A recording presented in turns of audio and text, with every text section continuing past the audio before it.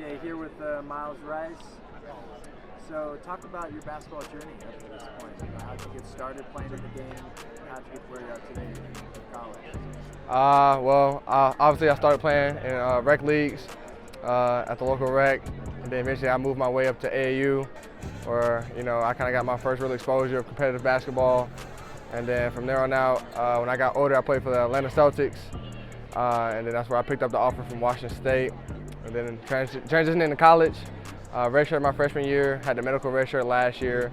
But overall, just believing in myself and trusting the work that I put in really got me through my journey to get me up to where I am today. Yeah, for sure. Talk about your time with the Atlanta Celtics. I know it's kind of like a big program down south. Yeah, so playing alongside Jabari Smith, Matthew Cleveland, Aaron Reddish, a lot of top D1 talent guys. You just learn how to win games that are gutsy. You form a real brotherhood. That's a pivotal point in my life. Those guys are gonna be my brothers for life, and it just taught me how to compete on both ends of the floor at a high level. Yeah, you stay in touch with those guys pretty regularly? 100%.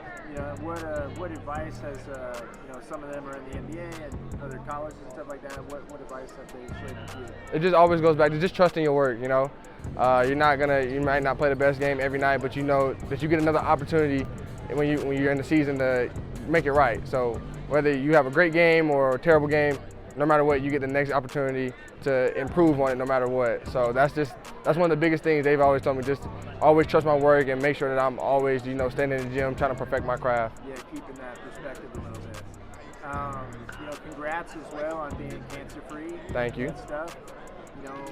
Challenging time, obviously, big trial for you. Like, how did you stay positive through that experience? Just God, he put a belief into me that I knew I was going to be all right, and I trusted him each and every day. And also having my family and the Pullman community and all my friends and everything, that they supported me a ton. But the main factor I would say is definitely God. He put a belief into my eyes and into my heart that I knew I was going to be okay. How's that changed your approach to basketball? It hasn't really changed my approach too much, because I always, I knew God. Like I said, he was going to have my best interests at heart. He doesn't really care if I play a great game or a terrible game at the end of the day. He just wants me to go out there and, live the best life that I can that represents him. And, that just gives me the drive, to go out there and play for my team and play for my coaches at a high level each night. So. Yeah, for sure. Getting into the season a little bit. You guys fall with 9-3 tonight, but overall have had a pretty good year so far. Personally, for you, has the season kind of lived up to your own expectations so far? Like I said, I'm just grateful to be out here. I started off the season really strong. Now you gotta adjust. Teams are starting to scout. You gotta add a couple moves to your repertoire so that way it doesn't seem too repetitive. But I think so far we're 9-3. It's not really about me. It's more so about the team. And I just like the way that we're playing right now. Tonight was our real first test on the road. I think we competed hard for a good 25 to 27 minutes. But we got to play 40 minutes. The game isn't 25. It's 40 minutes. So we got to compete from the start all the way to the end. And like I said, I'm happy that we're 9-3 right now, but we're not satisfied. For sure. What's your role on this team? Just to be kind of like a vocal leader.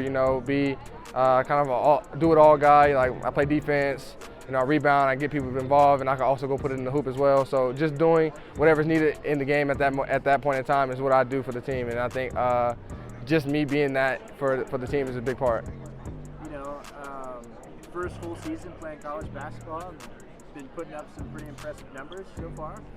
What do you feel like you've showed NBA scouts throughout the season?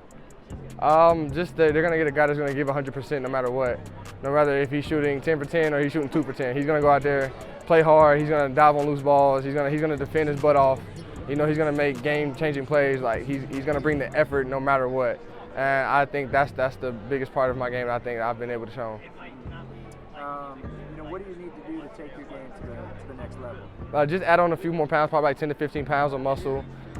Just continuing to improve my IQ, and just perfecting everything that I have now. You can never be too satisfied of what you have going on. So just continuing to protect my craft, being a 3-level scorer, being a high elite defender, be a leader on the team, being able to run the offense as a point guard, and like I said, just competing at a high level at night in and night out.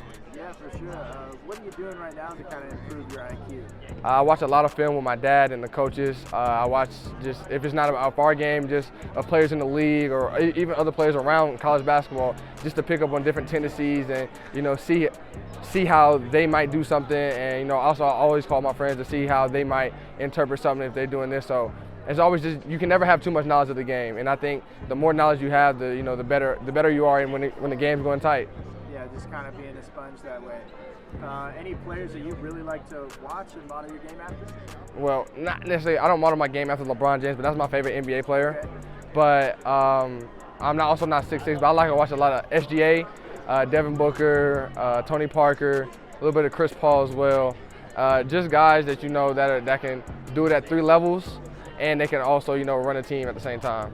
Yeah, for sure. What are some underrated aspects of your game, you feel like? I'll probably say my quickness or my speed.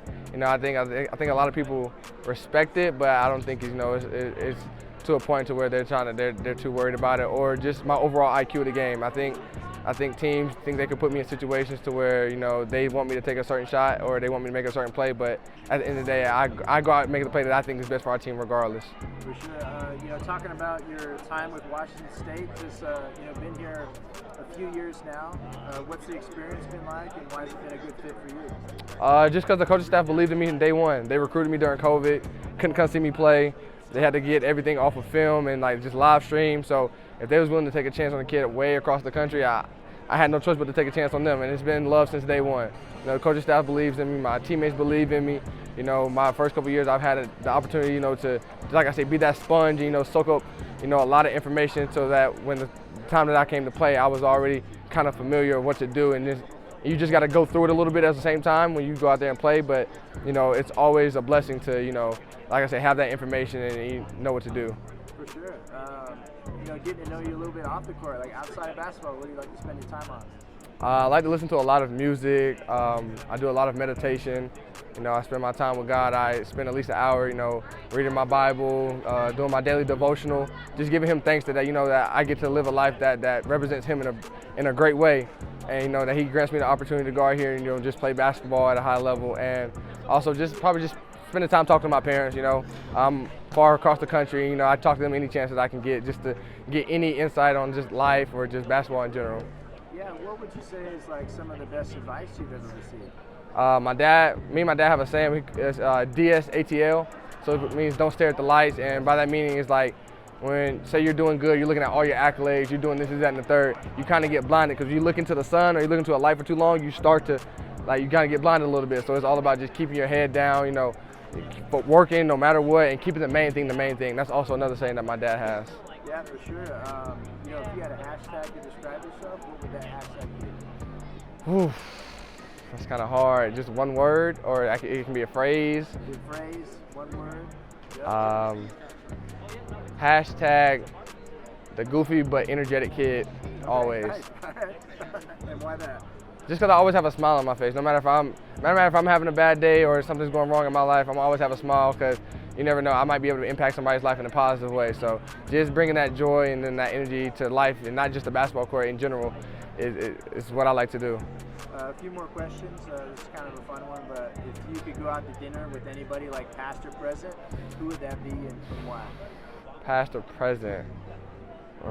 Past or present? This is a really good question, because okay, I would have to. I'm gonna say LeBron James. Okay. Yeah, because he's my favorite player. He's the GOAT. He's the best player in the NBA history by far. Okay. And so I would have to say LeBron. Okay. Have you gotten into some intense debates about that, LeBron versus Jordan, or? Oh, 100%. Okay. And I have a controversial take that I don't think Kobe's top 10. So a lot of people. Okay. Well, who's on your Mount Rushmore? My Mount Rushmore? Yeah, 4 guys. Bron, Jordan, Shaq, Kareem. Okay. Nice. I like that. Yeah. And we'll wrap it up with this, but at the end of the day, when you're done playing, what do you hope to be remembered for? Like I said, just the kid, or the person that, changed lives positively, and brought the energy and joy each and every day, no matter what he was going through, and that the fact that I was able to impact somebody's life, like I say, in a positive way, and just known for just being me, you know, not trying to be something that I'm not, always just being who I am and who I always will be. Awesome. Thank you, man. Yes, sir.